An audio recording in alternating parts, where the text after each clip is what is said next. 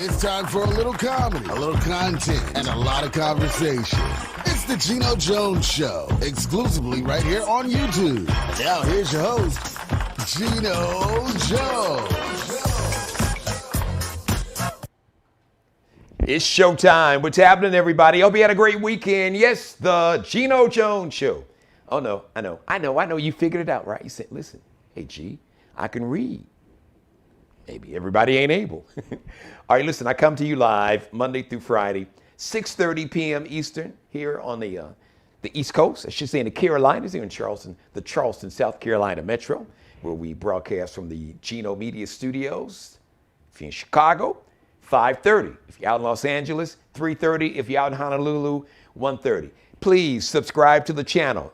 Please subscribe to my YouTube channel so you can check out every episode and binge watch every back episode of the Geno Jones Show. So you and everybody you know, you like, you love, you can't stand, you hate, it doesn't matter.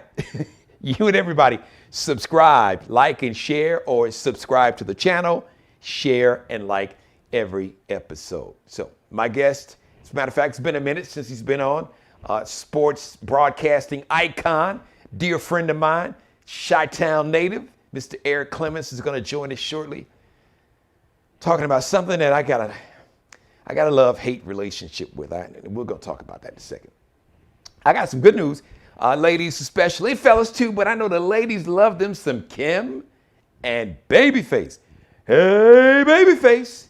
So Kem and Babyface are going on tour together. Man, that's going to be one hell of a show. Kem and Babyface, two headliners on one show, going out together with their host, Sherri Sheppard, starting in March. So you can go to Babyface's website, you can go to Kem's website for all the dates to see when and if Kem and Babyface are coming to your city with their tour with my girl Sherri Sheppard, repping Chi-Town, south side of Chicago. She really ain't claiming Chicago like that now because she been out in LA, gone Hollywood for a minute. But shout out to my girl, Sherri Sheppard. Now, speaking of ladies and loving, some dudes that ladies love. One dude, Mr. Idris Elba. Now, you know, there's been a lot of talk about him being the next James Bond. Now, I told y'all there's really only one person on the planet who can really be the next James Bond. And I say this with all modesty and humility. Yes, me. I'm the only real James Bond. But hey, it's okay. You could go ahead and let some other brothers read for the part, right? So the producers of the James Bond series said Idris Elba he is considered in consideration to be the next James Bond, along with myself.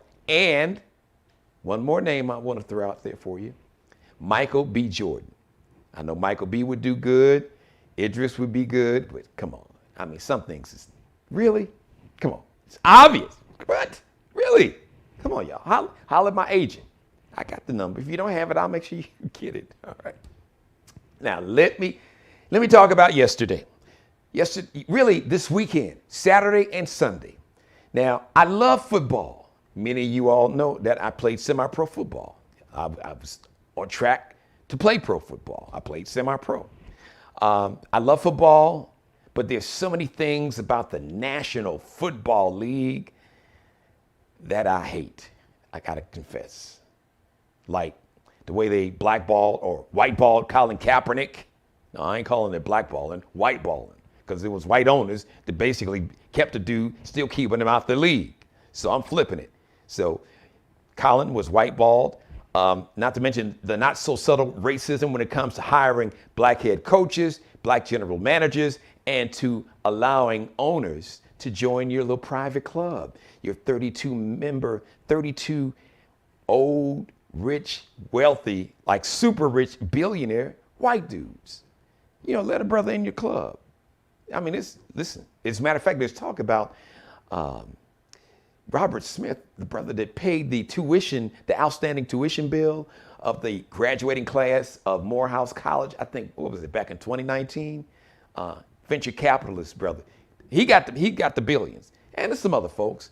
Oprah, I know Diddy was talking about getting a team. Look, y'all got Jay-Z on the payroll, so you might as well make him an owner, but I digress. So there's, like I said, I love football, but there's so many things about the National Football League that I hate. But two things I gotta confess. One is that Pepsi halftime Super Bowl trailer. Oh my God, man, y'all put y'all foot in it. Shout out. So you got Dr. Dre, you got Snoop, you got Kendrick Lamar, you got Mary J. Blige, you got Eminem. It was produced by the brother F. Gary Gray, really talented brother. If you don't know who F. Gary Gray is, this brother is a fantastic director. Just Google F. Gary Gray. Those who in the movies, you know who F. Gary Gray is. So he's done a lot of movies. Really talented dude. So you got to check out this Pepsi Super Bowl halftime trailer. Is just incredible. It's a mini movie. It's about almost 4 minutes long, and it's just unbelievable. I was like, wow, damn, Jay-Z. Okay, that's one heck of a lineup. Now, I'm sure the NFL knows that they got a very problematic relationship with black people in America today. As a matter of fact, I'm going to talk to Eric about that in a second. And two, speaking of this weekend, I've been watching football all my life. I can never remember a weekend where you had 4 games that were this exciting, off the charts. It was like I wasn't watching a game. It was like I was watching a movie, and a Hollywood director and some writers got together and they wrote this unbelievable script that nobody would, even the players wouldn't believe. But listen, truth is stranger than fiction. And this was like life imitating art. It was the most exciting weekend of playoff football I have ever seen. And I want to see if my guest agrees. Ladies and gentlemen, without any further delay, here he is. He is a sports broadcasting icon. You know him, you love him. Sports anchor, play-by-play man, formerly ESPN, Fox Sports 1, BET, local sports icon in the Connecticut area. Listen, the resume is too long, and a filmmaker on top of it. He is returning guest to the show. There he is, ladies and gentlemen, pride of the South Side of Chicago, Columbia College, Chicago. Stand up one time, my brother by another mother, Mr. Eric Clemons. What up, E? Man, I'm done. I'll be back next week. That introduction, I can't do that. Geno, it's always good, brother. Always good to see you, man. And I totally agree. I cannot remember seeing a weekend of pro football that kind of played out like that. And I've said in the past, and I'll see if you agree with this, but I tell people all the time, I said, you really think there's that much difference in the so-called top NFL team to the 32nd one? I don't. Yeah. It's 4 or 5 players, a free agent here or there, or a break here or there. And the Jacksonville Jaguars could be 8-8 and make the playoffs next year. I mean, and they wanted the parity with the salary cap and free agency and all that stuff, and you got it. And you saw it again, as when we were kids, when we were young, Dallas Cowboys, Philadelphia Eagles, the same teams were good year in, year out, and the poor Bears, and other teams, they didn't have a chance. When we were like real little kids, you had the Steelers that had their run, and then the 49ers was my team in the 80s, and then our Chicago Bears that should have had a 5-year run, which is another conversation. Right. I ain't going to talk about the McCaskies. That's a sore subject, I'm sure, for you too. But the 19... I heard George say the other day, Geno Jones, he's a man of character. You are, brother. You are. That's one thing he got right. I try. But listen, I mean, because the 1985 Bears, the greatest defense ever, no argument. I mean, listen, you can at me if you want to. Just look at the video. Now, I get it. As a matter of fact, it was teams like the 85 Bears and the 86 Giants is why they had to change the rules. Right. Because I tell people, people talk about, Tom Brady, he's the GOAT. He's the LOAT, the luckiest of all time. I shout out to brother Rob Parker at Fox Sports 1 because I had to give him credit because he came up, he was the first person to coin that phrase and to name Brady the LOAT, the luckiest of all time. I can't argue with him. From the Tuck Rule game when they kind of changed. Literally. That was just nasty. So, I was like, so I don't want to get sidetracked with the LOAT and why he was so lucky. The Tuck game, Adam Vinatieri, the videotaping the walkthrough the Rams the Saturday before they played the Rams in that first Super Bowl. Darrell Bevel giving away a Super Bowl with the interception on the goal line when Marshawn Lynch should have got the ball with Seattle. Right. The 49ers head coach, Kyle Shanahan. Yeah. And the defensive coordinator for the Cowboys. I can't remember his name. He was the defense. He's a defensive coordinator. He was a defensive coordinator for the Falcons on the same team. Dan Quinn, right? Dan Quinn. Who was up in Seattle. As a matter of fact, I think was Quinn the DC. I think Quinn was the defensive coordinator on that Seattle. Yeah. I think he was. Yeah, but he didn't really blow that game. That was really no. We digress. We digress, ladies and gentlemen. But it's just I've seen a lot of, like you said, you and I saw a lot of great games. Yeah. Saturday and Sunday. I mean, you had it was unbelievable. Tennessee and Cincinnati and Nashville, and then you had the 40. I'm telling you here. So, the one team that I really think that may be the most dangerous still in the playoffs. I want to get your take. I would not want to play the 49ers. No, I think you're right. I would not want to play them. They have the kind of team, and you and I spending a lot of our youthful days in Chicago in that tradition of solid defense, physical, 8 helmets on the ball, punch you in the mouth off. And even when they make a pass, they punch you in the mouth. Yeah. Like, Debo catches a pass and he punches a couple people in the mouth on his way to 12 yards after the catch. He's like a receiver. He's like a receiver. He is like a receiver in a linebacker's body. Now, he's not as fast as Tyreek Hill. I don't think anybody on the planet, even Usain Bolt, is as fast as Tyreek Hill. Right. Because what he did. Tyreek's pretty fast. And for those who don't believe it, the touchdown, 64-yarder. Yeah, what was it? I think it was about 2 minutes left in the game, right around 2 minutes. Yeah, I think that gave Kansas City a lead at 33 to whatever. So it was in the last 2 minutes. So you had the Tyreek Hill touchdown, and then he moved. Patrick Mahomes moved down basically 45 yards in 13 seconds, which is crazy. Right. But we were talking about the 49ers, how physical, and you were talking about they kind of remind you of some teams from like the late 80s, 90s. Really physical on both sides of the ball. You got a receiver. Technically, you got 2 receivers. You got a tight end is like a defensive end, 85, Kittle, and then Debo, number 19, is like a linebacker at receiver. Yeah, that was just incredible. Me being a native Chicagoan, I didn't feel an ounce of sadness for the cheeseheads, but the special teams killed them. Yeah. They gave up hefty kick returns and punt returns. They got 2 kicks blocked. Yeah. You just can't do it against a team like that. And, when's the last time you could say in the playoffs, our offense won't generate a touchdown, but we'll win the game? Yeah.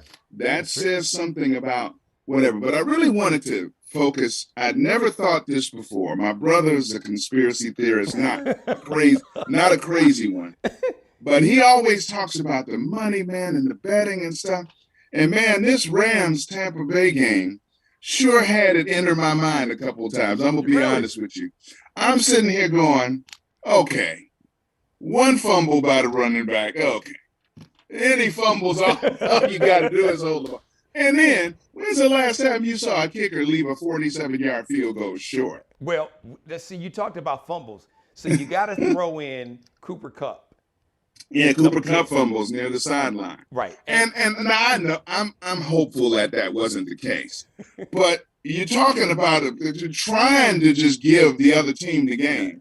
I'm like, my God, what I can't even believe this is happening. Like, I'm going, You got to be kidding me, right? I mean, and considering who was on the other side, who was the quarterback on the other side, right? You had Right. you had Lucifer, as I call him, Lucifer. Tom Terrific. Lucifer the Lote is at it again, and you're like, the fixes. Damn it, here we go. You know, and it just made it's the first time I've ever been watching the game, and I'm looking around going, Are we serious?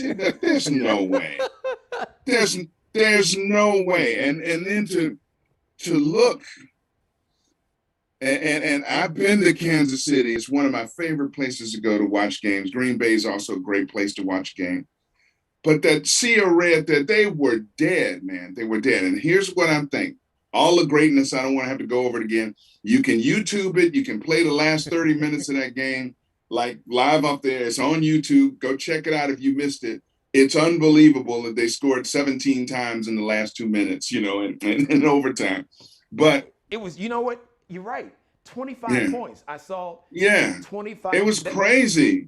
We turned the game off, man. We turned the game off. We said, I think Kansas City has this one. So we don't have to watch the last 2.5 minutes. We'll go. And the women wanted to turn on a TV show or something. Really? And I was like, that's cool. And I'm looking at my phone. Buffalo scored. Kansas City scored. Buffalo scored. Kansas City scored. Overtime. But anyway, my point, when I watched it again, 13 seconds left. They have 3 timeouts. How do you not squib the ball? How do you not kick it where one of them has to field it? Now, they could just fall on the ball and give themselves up. Yes. But if you fall on the ball at the 14, that's a little bit different than having it out to the 25. So my point being, a lot of stuff is instinctive. The guy's fielding the ball and he goes, oh my God, I don't want to fumble, or let me field and run about. At least 2 or 3 seconds runs off the clock. And now that gives Patrick less time to work with and deal with that. But he just calmly comes out there like, his dad, the pitcher or something, and just throws a couple of strikes. And here we go. So let's go down that rabbit hole. I had this conversation at work. All right, so because the conventional wisdom, the Monday morning quarterbacks, people say, why didn't he squib kick the ball? Okay, you figure you're going to have your hands team out there. There's no guarantee that the squib kick is going to get down all the way down to the 10-yard line, because as a matter of fact, what's the chances of that happening? Because you're going to have all of your good hands, as they call them, the good hands team, your tight ends, your receivers, the people who have the best hands on the team are going to be on the field. And they already know, instructed, if the ball comes to you, give yourself up immediately. So maybe 2 seconds, maybe 2, maybe. Because now I don't necessarily want to squib it. I want to kick it. Okay, and make them field it in the field of play. Okay, so we talking about, they call it like a little pooch kind of kick. Or whatever. Don't kick it all the way. Okay, so you know what the rule is on special teams. Right. If it's a pooch kick, fair catch. No time comes off the clock. Exactly. And if you squib kick it, maybe 1 or 2, but you give yourself up immediately. But what happens if you squib kick it? And because now remember, so the receiving team, the ball is, so that would be Kansas City.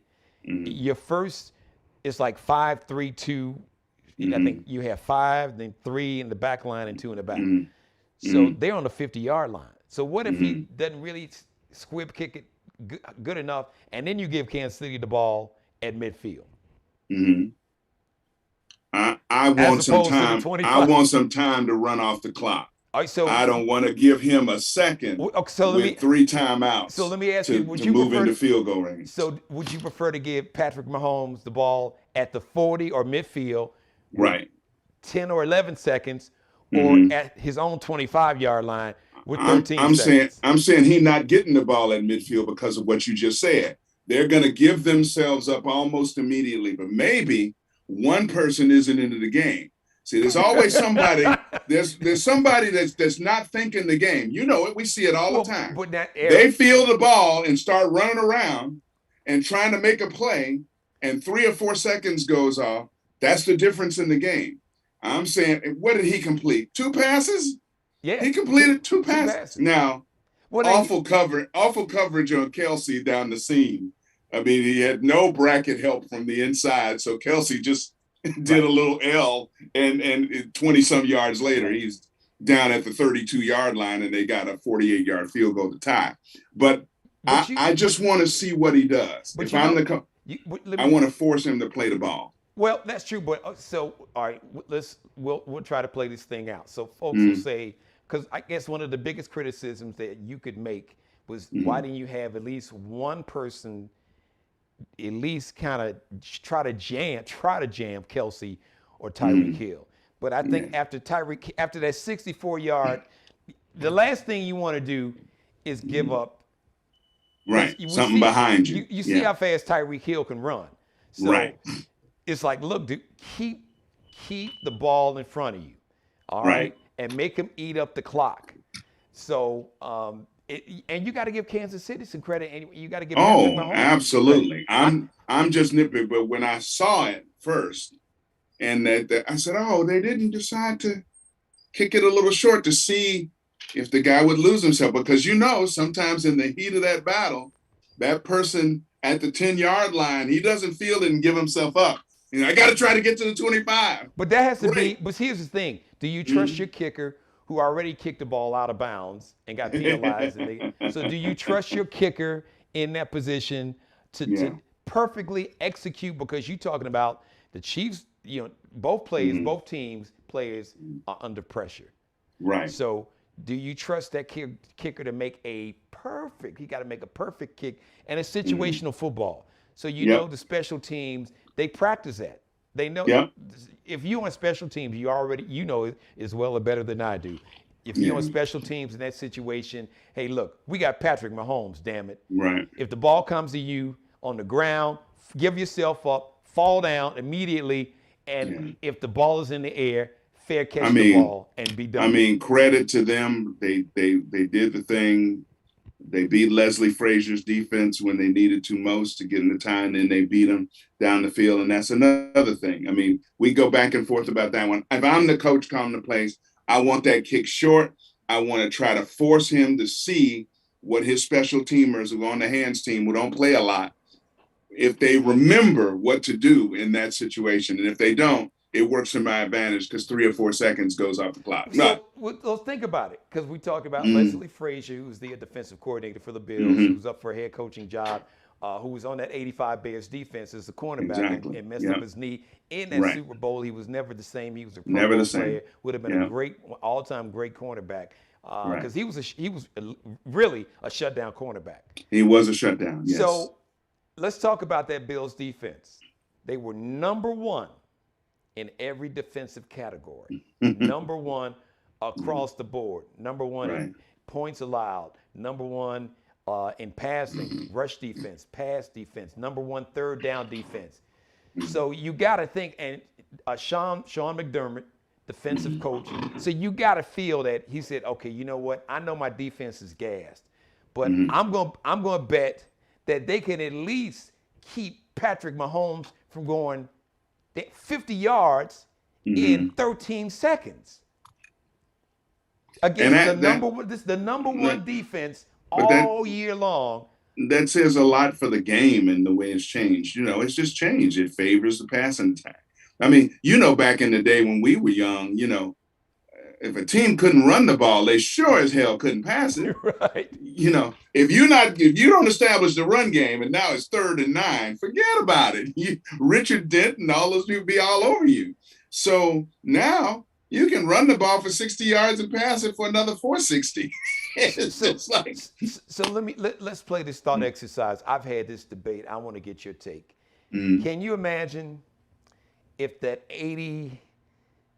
49ers team, any one of those 49ers teams that won the Super Bowl, what was that, 84?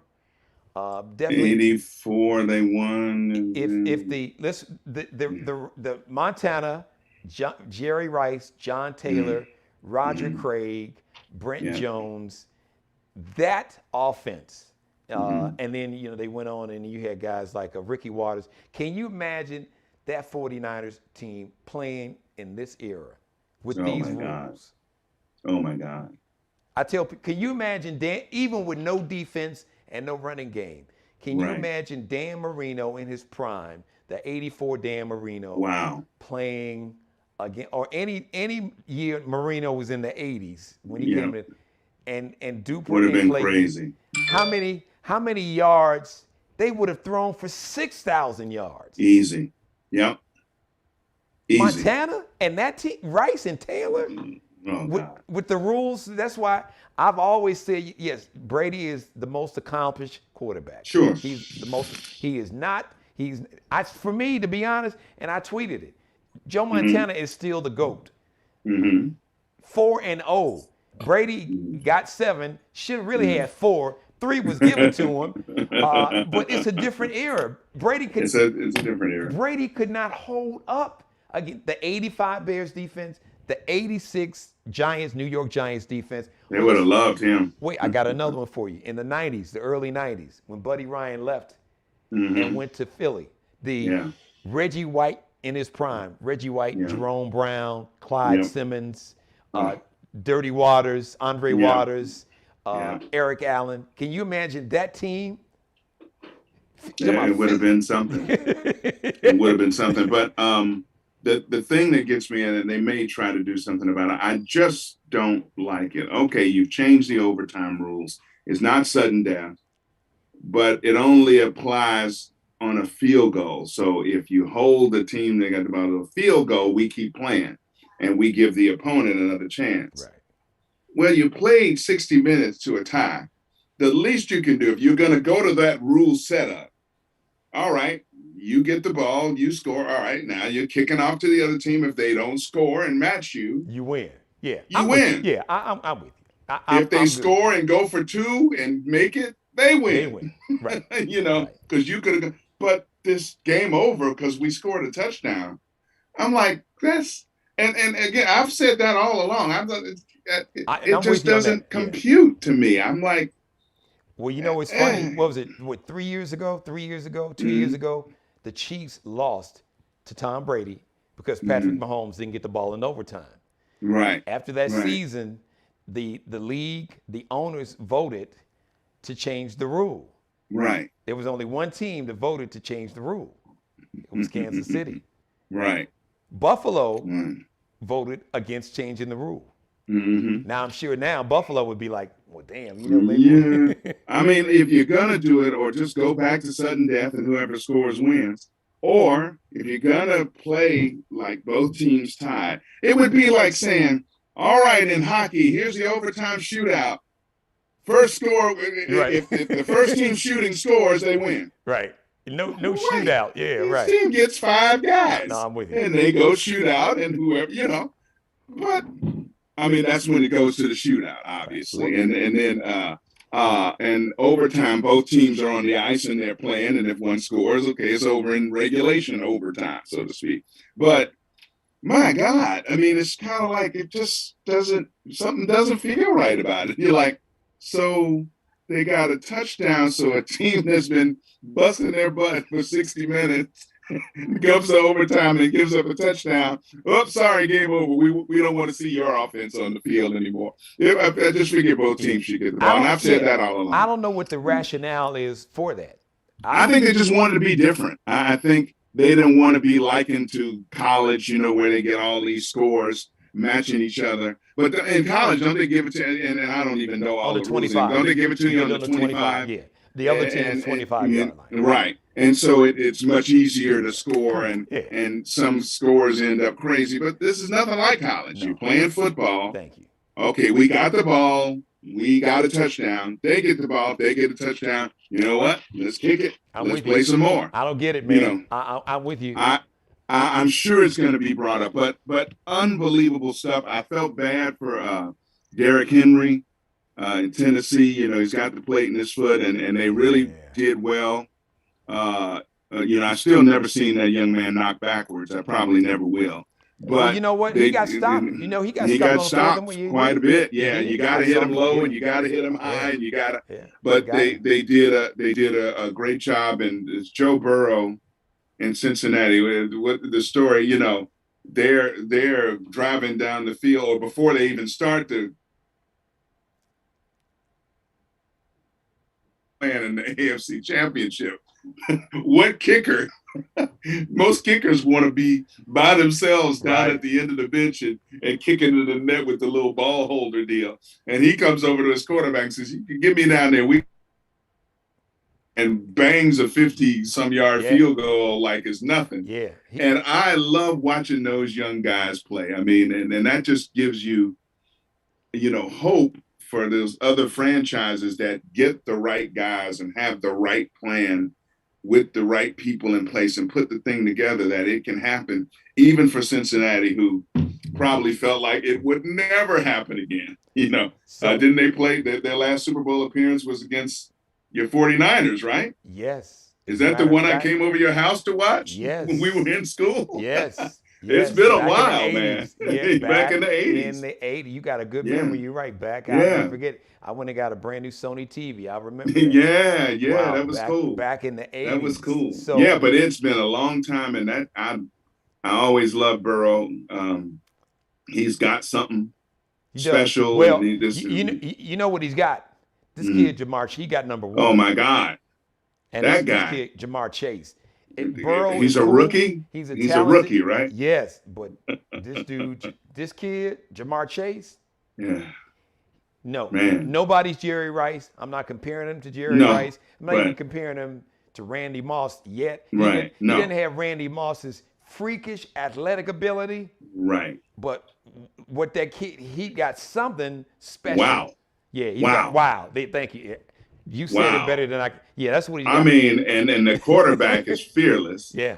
And just, they got a lot of weapons on offense, too. They got Higgins, Boyd, they got a nice receiving core, Joe Mixon and Giannato Bernardi. So they got a lot of weapons on offense. And there's so many young guys that show promise at the position in the NFL right now that, I mean, with the past kind of leaning and happy league, you could see some, you'll be considered in 5 or 10 years a great defense if you average allowing 24 points a game. It'll probably become a great defense. But it's really cool to see some of these young guys quickly. What do you think? Do you think Brady is done? Do you think he's going to say, you know what, 44, I don't know about Lucifer. That's a good, to be honest, Eric, I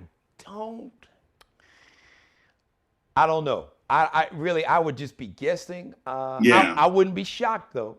It wouldn't shock me. I mean, he's got no more to prove. I know he loves to play.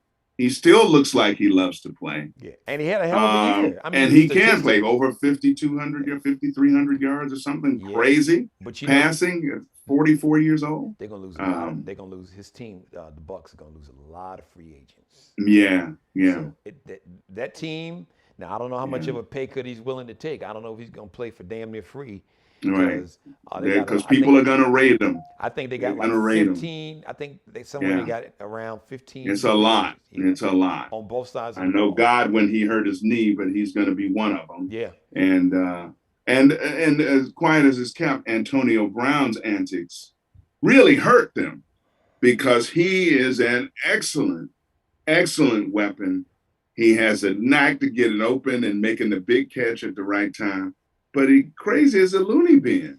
Or he acts like it sometimes. I mean, none of us will likely know all the things that led up to that particular deal. And I don't want to speak for Antonio or anything like that, but you couldn't handle it no different than that. Like this is what I want to say about Antonio Brown. Mm-hmm. If you cannot play for Mike Tomlin, now Mike Tomlin covered up all the stuff that people are seeing now that they saw when he went to Oakland, when he basically he was going to be guaranteed to get like, what was it, close to $100 million. Yeah. Remember when he was in Oakland and all he had to do was basically just shut the hell up because he was like 24 hours away from, I guess, being paid this big signing bonus. Right. I mean, it was, I think, what was it, 89? It was some outrageous amount of money. It was a crazy amount of money. He was going to be guaranteed close to 80, 90 million. The contract was, that clause was going to kick in. And he couldn't even just be cool and sit still for 24 hours for that kind of money on the line, Eric. But if you can't play for Mike Tomlin and all the stuff that happened in Oakland and in New England, and then he went off on Kraft, and then Brady moved him in the damn house with him, and he still, all the stuff was happening in Pittsburgh, but Mike Tomlin kept it in house. Yeah. So if you couldn't play, and here this is a brother that covered for you, Antonio. Yeah. You know how hard it is for a black man to get a head coaching job, and you got one of the greatest coaches in the league ever. Yeah. And you basically give him your ass to kiss. Post-game interview, they won a game. Remember when he live streamed on Facebook? Yeah. And Mike Tomlin is giving, his speech to it because he's thinking it's just me and my players in the locker room. Right. And Antonio Brown live streaming with Mike Tomlin in the background cussing out the baby. Yeah. Yeah. It's come on, dude. And again, Bruce Arians, about as close to a brother as you can get. Yeah, that's true. The dude is got it. All his coordinators are black. Yeah, and the dude is just one of the best coaches to play for.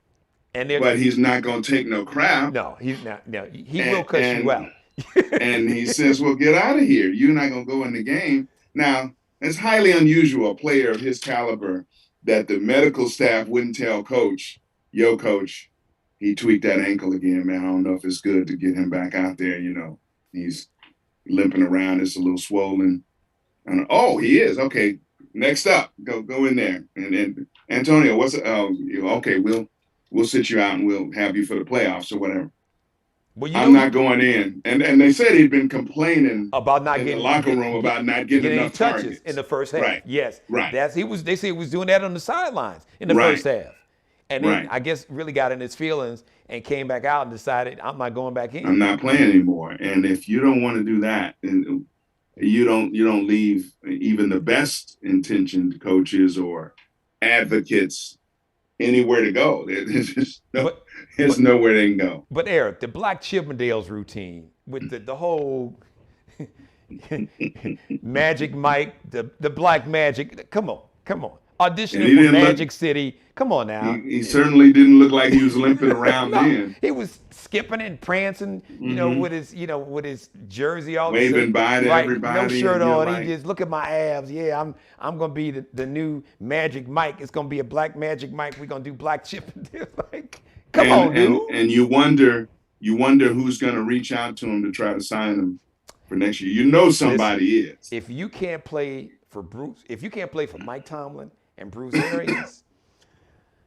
But somebody's going to reach out to him, right? Somebody, they might try to keep it on the DL. Somebody going to reach out and try to get him in there. Justin Fields needs a lot of help, starting with a GM and a coach. Do not bring 81. Do not. No.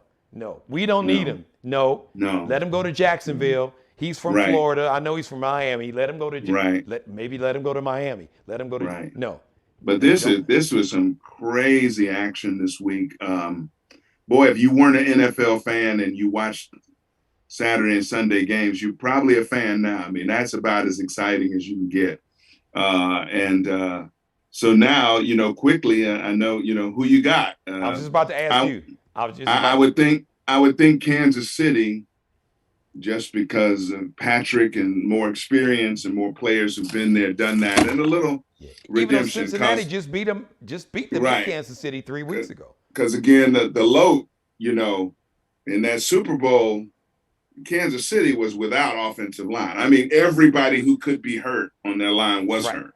And they absolutely destroyed me and you who were playing up front. They signed me to a 10-day contract to play guard. Who are these poor guys up front? I mean, it was awful. It was. I mean, Patrick Mahomes probably is like, I ain't been hit this much since Daddy put me on punishment when I was 8.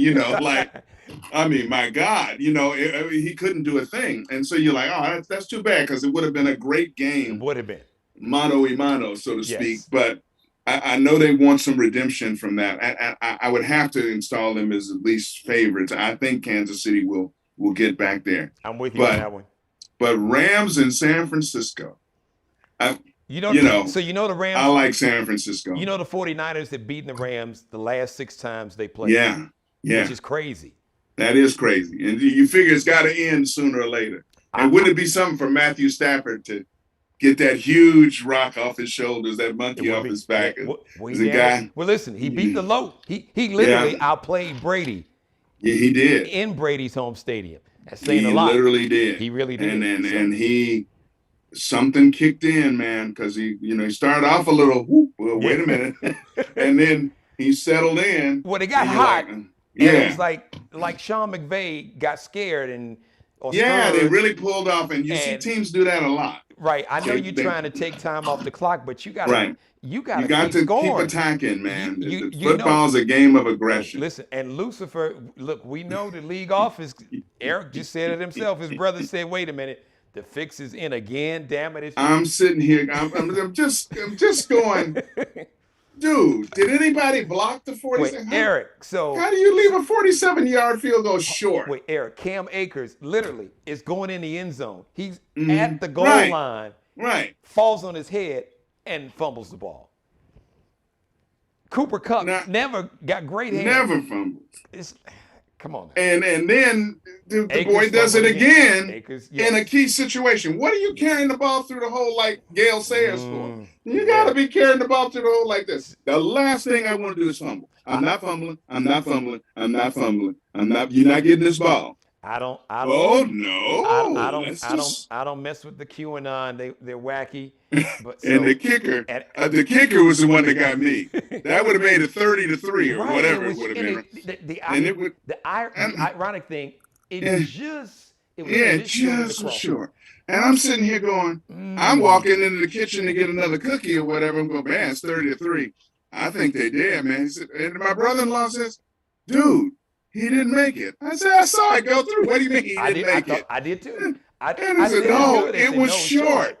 And then when he showed the replay, I was like, oh, wow, it was right down the middle. Then I did the rock eyebrow. It was short. It was short. I'm like, okay, let me not even start going there. Who's on the phone with the league office? Games. Wait, Eric said, great games. Who's on the phone with Madison Avenue? Load almost got away with another one, but the football gods may have caught back up with him. It was like karma caught up with him. See, the lying, the cheating, the phony, the MAGA spokesmodel.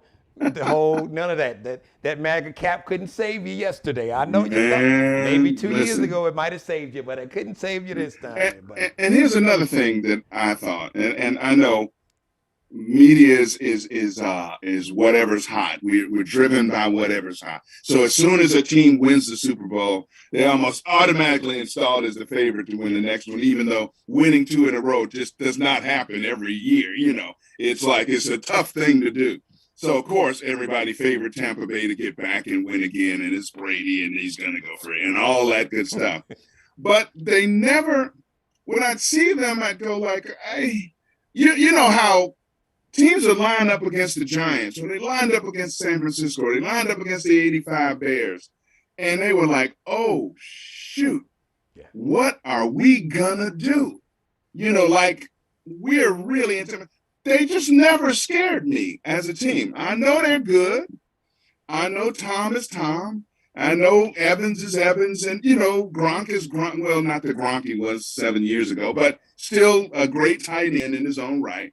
But the O-line, a little shaky from time to time. The quarterback does not move. So if you've got a good pass rush, and the Rams were able to get unbelievable pressure on him with 4, sometimes 3. Mm-hmm. Larry Donald. What is he made out of? Aaron Donald. I'm sorry, I said Larry Donald. Aaron Donald's made out of like rock and metal or something. Titanium. Something. That dude is just crazy. So, and then they got Von Miller. Shocked. That really helped out. And Leonard Von Miller on the other side. Yeah. So I wasn't shocked to see this unfold, and I wasn't shocked to see any of the results that I was seeing because, like I said at the start, the parity is there. The NFL was after it when they instituted these 53-man rosters and salary caps and free agency and stuff. They got it because 1 to like 25, flip a coin, and sometimes you can dip all the way down to the bottom of the league and flip a coin and the teams that are supposedly so terrible will be right there. So the hope for those of us who are in cities that didn't make it, didn't come close to making it, is that a player here, a player there, a plan, a philosophy, an identity, and every one of these teams has one. The Kansas City Chiefs have a certain style that they play. The Bengals have a certain style that they play. The 49ers, the Rams, they want to do certain things. And if everybody's on the same page, you can put something together for a year, 2 or 3. If you're lucky, 4 or 5 or 6. Well, what all those teams have, with the exception, some might argue, of San Francisco, but he just keeps winning, right, is a franchise quarterback. Yeah, true. A young franchise quarterback. Yeah. Hello, George McCaskey. Hello, Chicago. Justin Fields. Hello. How about you know whose name I haven't heard mentioned as a head coach? A brother. But he coached Deshaun Watson, I think. He was his OC. He was Andrew Luck's OC at Stanford and Indianapolis. Pep Hamilton. So even if you don't hire Pep as a head coach, he would definitely be the OC. Yeah. Now Jim Caldwell, I would be good with Jim Caldwell. They've got a lot of names out there to choose from. I hope they don't wait too long. I know they're trying to get it right. I don't know if it's possible with the people that own them. I would love to see Eric Bieniemy get that gig. Caldwell, I wouldn't mind Flores, but he got to get it. No, go ahead. It sounds like Bieniemy is gonna be like an odd man out or something. How is that? It's really funny. Like, here's a guy who's been coordinating this high-powered offense with a star quarterback and so forth, but designing, calling some great plays, and somehow it's almost like his name is old or something. Right, and we've heard him. Let's set the record straight, Eric. Oh, by the way, yes, he is calling the plays. And if you don't believe it, ask Andy Reid. Right. Andy Reid will tell you Eric Bieniemy is calling the offensive. I mean, and it helps when you have a tremendous talent at quarterback who can do the things that he does. But just flip it. If he were a white guy, he would be the hottest name in show business. He would be at the top of everybody's list because everybody's talking about Brian Daboll, the Buffalo Bills guy, and he's turned Josh Allen into a star quarterback and blah, blah, blah. I got a name for you. You hear this talk about Kellen Moore. Really? Where's Kellen Moore's ass? What did their offense do when they played a good team that wasn't like the Redskins or the Eagles or the Giants? Right. What did they do outside of that division? They couldn't beat anybody outside that division. So all right. So you got the 49ers and you got Kansas City. Yeah.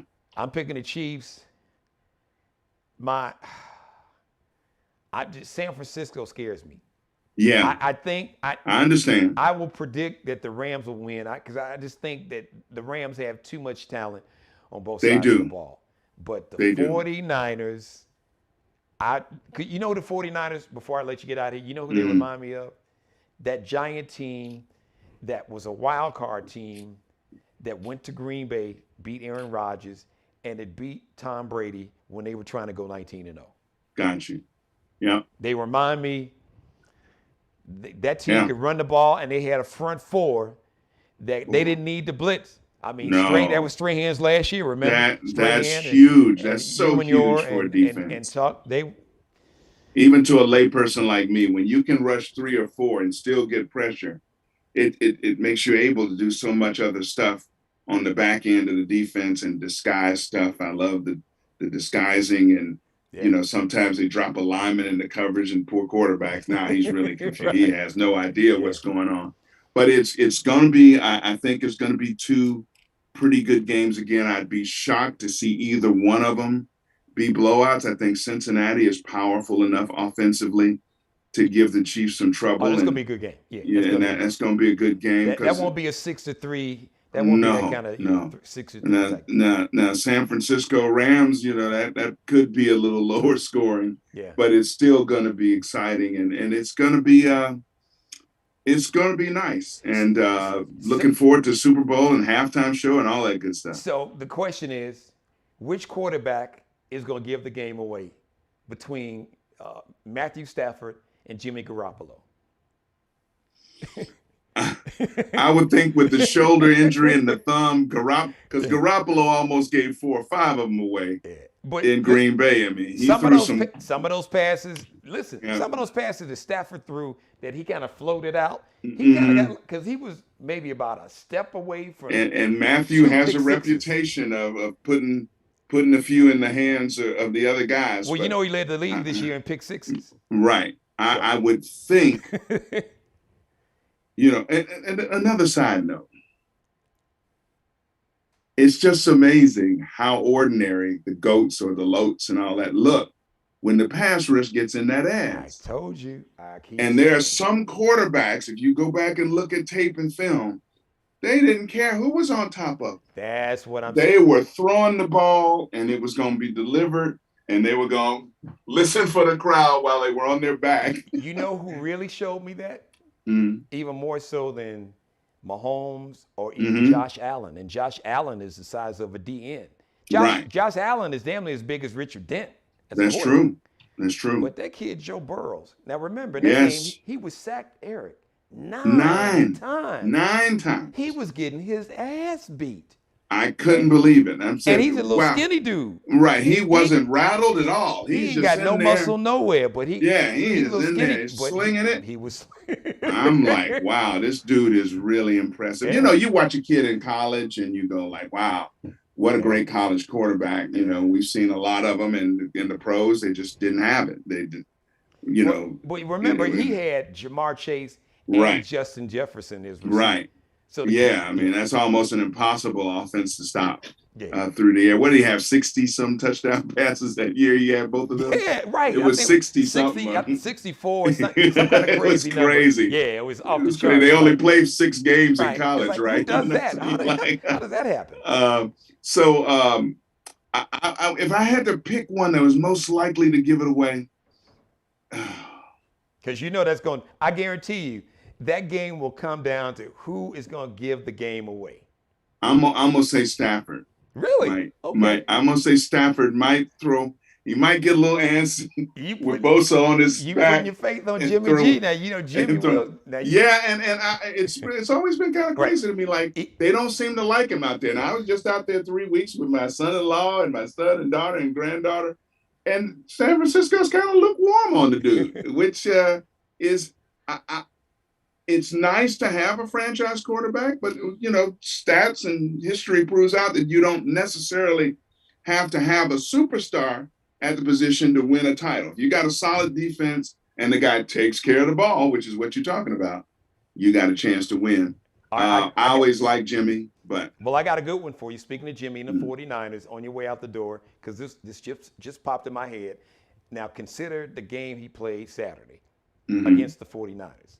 So if Jimmy G gives the game up, if he gives up the ghost this weekend, if you are John Lynch, the GM for the 49ers, do you try to get Aaron Rodgers to come back home to California? Do you ride out with Jimmy G? Basically, we know they got a young kid that they're grooming to play. Yeah. But if you got a chance, so if they got a chance to get Aaron Rodgers, do you? Yeah. You go after him. Who like Peyton Manning for many years. He's the greatest regular season quarterback in the playoffs. He's MIA. Do you go after Aaron Rodgers the way he's played in the postseason, or do you ride out Jimmy G? I think if it's a chance for you to get a all-time great first ballot Hall of Famer who still has some juice in the tank, you might go get him. At least your fan base is really excited again. Because, again, they're very lukewarm on Jimmy G. I don't think they should be, but they are. But that's just the reality. Until they get to the playoffs, though. Right. I've been hearing Rodgers to Denver or something for some reason. I've heard that a lot. I heard his name come up in Pittsburgh. I heard Philadelphia wants Russell Wilson in the worst kind of way. I would love to see Russell go to Pittsburgh. I just love to see him with Tomlin. I would be. Yeah, that's right. I forgot Big Ben is gone, so that'll be very interesting. Yeah. So that'll be very interesting. Ladies and gentlemen, we have a lot to talk about. Sports icon Eric Clemons, who is a filmmaker. Once again, tell everybody about your film and how they can go and watch it or download it. Right. It is a documentary on Mobile, Alabama, baseball. Mobile, Alabama happens to be a small town on the Gulf Coast of Alabama, right down there by the water. And it happens to have produced Hall of Fame players from the area. Just call it luck of the draw, call it whatever.